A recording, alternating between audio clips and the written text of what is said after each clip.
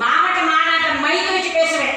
அதுக்கு தான் நீங்கள் போராடுங்க, என்ன என்ன முடிவுன்னு என்கிட்ட மட்டும் சொல்லுங்க அப்படின்னு சொல்லியிருக்கிறேன்.